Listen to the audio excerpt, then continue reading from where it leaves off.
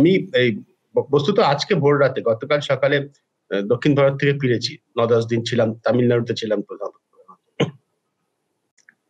সেখানে কিন্তু এই জিনিসটা, এই যে হিন্দির আগ্রাসন, এটা একটা প্রবল জ্বলন্ত রাজনৈতিক ইস্যু।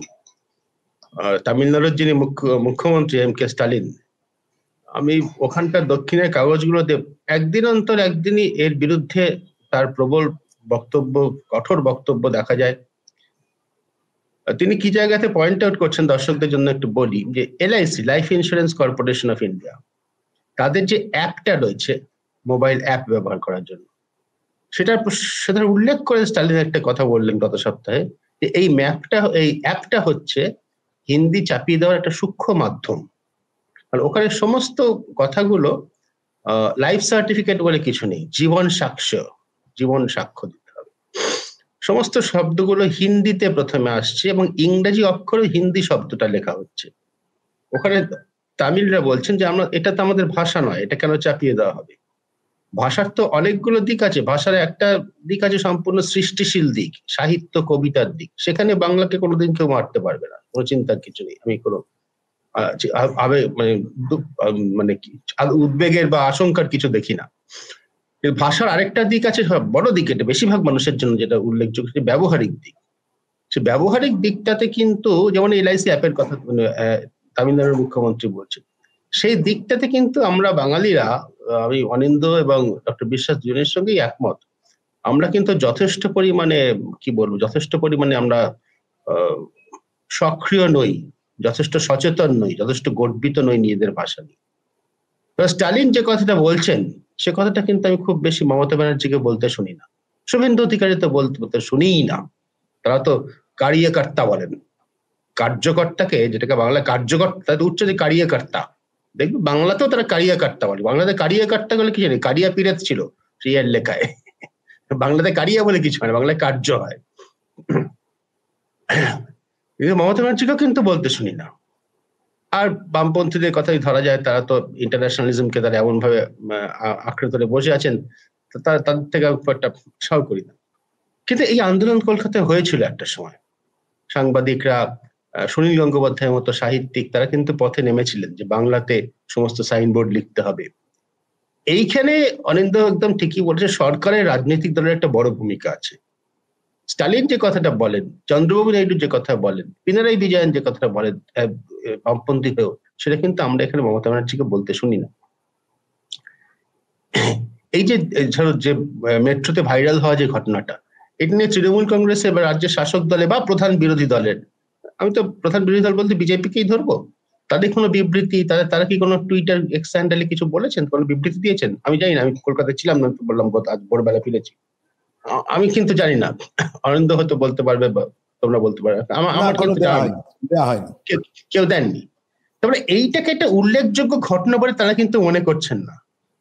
অথচ আমি এক মিনিট সুদীপ্ত দা, সেটা হচ্ছে উল্লেখযোগ্য ঘটনা বলে মনে করার থেকেও বড় কথা, তারা ভয় পাচ্ছেন যদি বিরোধিতা করলে হিন্দি বলার, মানে হিন্দি ভাষীর ভোটটা কমে যায়। ঠিক ঠিক ঠিক ঠিক একদম ঠিক, ঠিক বলছে। ওইটা হচ্ছে ভয় যে ভোটটা চলে যাবে।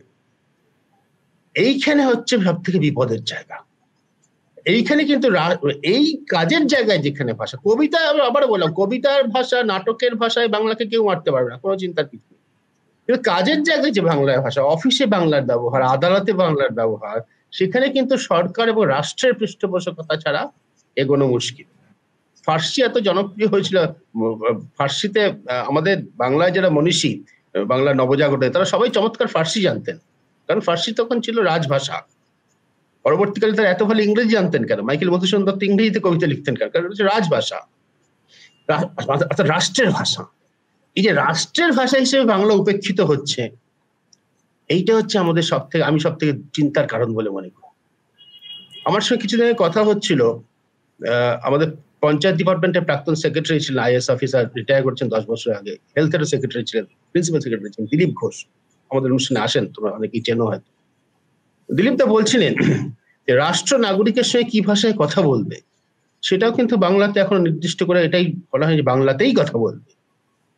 ধরো একজন আইএস অফিসার, তিনি আরেকজন আইএস অফিসারকে যে নোট পাঠাচ্ছেন, যে হয়তো তামিলনাড়ু থেকে এসছেন, সেটা হয়তো তিনি ইংরেজিতে লিখলেন, কিন্তু পঞ্চায়েত স্তরে যে নির্দেশিকা যাচ্ছে সেটা কেন ইংরেজিতে যাবে? আমাদের পঞ্চায়েতে, গ্রাম পঞ্চায়েত স্তরে যারা রয়েছেন তারা কি সবাই ইংরেজিতে সমান দক্ষ? না দক্ষ হওয়ার কথা তাদের? এই জায়গাটাতে আমি মনে করি যে আমরা খুব বড় ভুল করছি, পিছিয়ে পড়ছি। তারপরে তো সাংস্কৃতিক দিকটা তো আছেই। সোফিয়া, তোমারও সন্তান ছোট, স্কুলে পড়ে। এই যে আমরা মায়েরা বলেন, একটু ব্যঙ্গ করি হয়তো বলছি, আমার ছেলে বা আমার মেয়ে বাংলাটা ঠিক তার ভালো আসে না। তার মানে যেন হিন্দি বা ইংরেজিটা যেন দারুণ আসে, ইংরেজিতে না শেক্সপিয়ার, তাও কিন্তু নয়, তার আসলে কোনোটাই আসে না। কিন্তু বাংলাটা আসে না বলতে তিনি লজ্জাবোধ করে না। অঙ্ক আসে না, গণিত আসে না, বিজ্ঞান আসে না, এটা পারে না, এটা তিনি লজ্জায় বলবেন। কিন্তু বাংলা না আসাটা লজ্জার। এই একটা জিনিস হয়ে গেছে। আর একটা জিনিস হচ্ছে যে রাষ্ট্রের যেমন পৃষ্ঠপোষকতা প্রয়োজন ভাষার প্রসার, ভাষার বিকাশের জন্য, ঠিক তেমনি একটা গণপরিসরে পাবলিক স্পেসে একটা বিরাট বড় ভূমিকা আছে মিডিয়ার। অনিন্দ মিডিয়ার সঙ্গে যুক্ত ছিল, তুমি যুক্ত, অনিন্দ যুক্ত ছিল, আমি তো সারা জীবন এটাই করছি। ডক্টর বিশ্বাস মিডিয়ার গ্রাহক হিসেবে, পাঠক হিসেবে, শ্রোতা হিসেবে দেখেন। আজ থেকে 20 বছর আগেও কিন্তু বাংলার যেটা সব থেকে বড় কাগজ, সেখানে বিজ্ঞাপনের যেটা বাংলা, সেটা যারা দেখতেন, আমি সেখানে প্রতিষ্ঠানে কাজ করতাম বলে বলছি, আমি আনন্দবাজার পত্রিকায় 1.5 দশক কাজ করছি বলে বলছি, বিজ্ঞাপনের বাংলাটা যারা দেখতেন তারাও কিন্তু ভালো বাংলা জানতেন।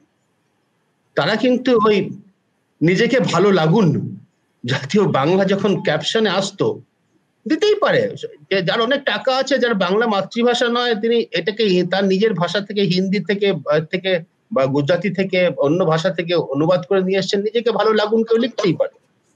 কিন্তু তখন আনন্দবাজার পত্রিকা এটা ধরিয়ে দেওয়ার লোক ছিল যে নিজেকে ভালো লাগুনটা বাংলা হলো না, এটা ক্রিয়াপদ থেকে বলতেন, নিজেকে ভালো দেখান, নিজেকে ভালো অন্য কোনো ভাবে বলতে হয়, নিজেকে ভালো লাগুন বলে কোনো বাংলা হয় না। সেই দায়িত্বটা আমাদের মিডিয়াও পরিহার করেছে। তারাও এখন এই কথাটা বলে, তাহলে যা খুশি, আপনি পয়সা দিচ্ছেন, যা দেবেন তাই ছাপিয়ে দেবো। এখানেও একটা দায়িত্বের কথা বললাম, যেমন রাজনৈতিক দলগুলো তাদের সুবিধের জন্য তাদের দায়িত্ব পালন করছে না ভাষার প্রতি, মিডিয়াও কিন্তু, মানে শুধু রাজনৈতিক দলকে তো দোষ দিয়ে হবে না, রাষ্ট্রকে দোষ দিলে হবে না, আমরা মিডিয়া, আমরাও কিন্তু নিজেদের দায়িত্ব পরিহার করছি। আমরাও কিন্তু ভাষার ব্যবহারে যথেষ্ট যত্নবান নই। একটা কথা বলে শেষ করি, একটু বিতর্কিত প্রসঙ্গ। আমি ফেসবুকে এই আরজিকর আন্দোলন প্রসঙ্গে লিখেছিলাম যে দ্রোহ শব্দটার যেভাবে ব্যবহার করা হচ্ছে, এটা সঠিক ব্যবহার নয়। দ্রোহ মানে হচ্ছে বিদ্রোহ, প্রধানত দ্রোহ মানে বিরোধিতা, শত্রুতা, প্রধান অর্থ শত্রুতা। ডাক্তাররা কারো শত্রুতা করছিলেন না, তারা সংস্কার চাইছিলেন। ডাক্তাররা কিন্তু বলেননি যে আমরা তৃণমূল মুখ্যমন্ত্রী অবসান চাই, সরকারের পতন চাই। ডাক্তারদের সামনে রেখে কিছু রাজনৈতিক দল সেটা চাইছিল। ডাক্তাররা দ্রোহ শব্দ ব্যবহার না জানতে পারেন, বাংলা শব্দের তারা স্পেশালিস্ট নন, তারা অন্য বিষয় স্পেশালিস্ট। কিন্তু সেটাকে যখন সমাজ মেনে নিল, যেভাবে মেনে নিল আর কি, সবাই সেই দ্রোহের উৎসব, দ্রোহের কোনো উৎসব হয় না, বিরোধীদের শত্রুতার কোনো উৎসব হয় না, দ্রোহের উৎসবে সকলে সামিল হন, এরকম বাংলার যে বিবর্তন আমরা মেনে নিলাম। পরে অবশ্য একটা ব্যাখ্যা এসেছিল নানা জায়গা থেকে, তার মধ্যে আমাদের সকলের, আমার অন্তত খুব শ্রদ্ধেয় শিক্ষক পবিত্র সরকার, তিনিও একটা ব্যাখ্যা দিয়েছিলেন। সেটা হচ্ছে শব্দটা চালু হয়ে যাওয়ার পর সেটাকে মেনে নেওয়ার জন্য একটা ব্যাখ্যা, ঠিক আছে এভাবেও ব্যবহার করা যেতে পারে বিরুদ্ধতা অর্থে। কিন্তু আমরা যথেষ্ট যত্নবান নই, এটা হচ্ছে আমার কথা। মানে আঙুলগুলো সবসময় অন্যের দিকে, রাষ্ট্রের দিকে, রাজনৈতিক দলের দিকে তুললে হবে না, আমাদের মিডিয়া নিজেদের দিকেও তোলা উচিত। আমরাও ভাষার ব্যবহার সম্পর্কে যথেষ্ট যত্নবান নই। বাংলা যদি আজকে বিপন্ন হয়, বিপন্ন কথাটা হয়তো একটু বেশি হয়ে যাবে, কিন্তু বাংলার উপর যে অনাচার চলছে সেটা কিন্তু বন্ধ করতে হয়, তাহলে সকলেরই দায়িত্ব রয়েছে। অনিন্দরা বা ডক্টর বিশ্বাসরা তারা যদি সক্রিয়ভাবে সংগঠনগতভাবে কিছু করেন খুব ভালো, কিন্তু প্রতিটি নাগরিকের, বাংলা ভাষী নাগরিকের, পশ্চিমবঙ্গে বসবাসকারী নাগরিকের নির্দিষ্ট কর্তব্য রয়েছে, সেইটা যাতে আমরা ভুলে না যাই।